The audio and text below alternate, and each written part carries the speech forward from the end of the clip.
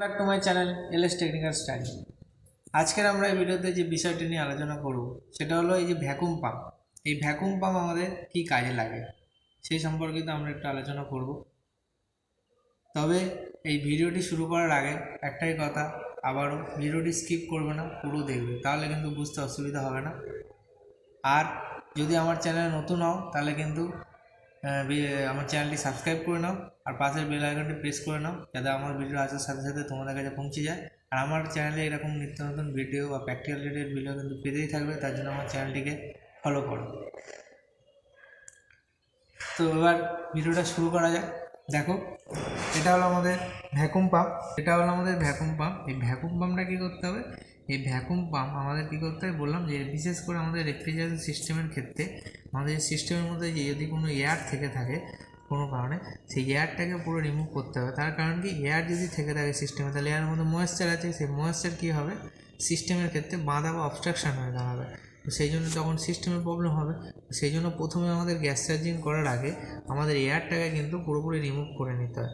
সেই জন্য আমাদের এই ভ্যাকুম পাম্পটা খুব প্রয়োজন ভ্যাকুম করার জন্য।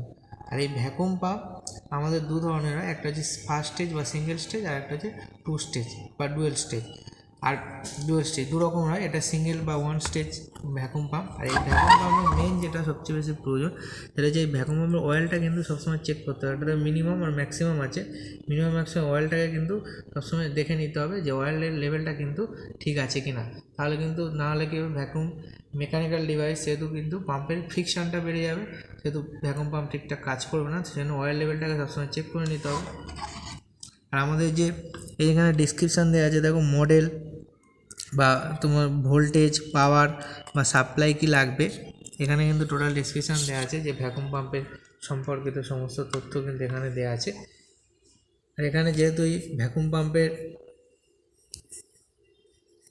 এখানে বললাম যে মেন যে ভ্যাকুম পাম্পের যে অয়েল লেভেলটা যেটা মেন দরকার, তার কারণ কি, দেখো এখানে একটা কশন বা একটা সংকেত, বিপদ সংকেত দেওয়া যায়, যে এখানে লেখাও আছে যে to prevent damage check oil level before use.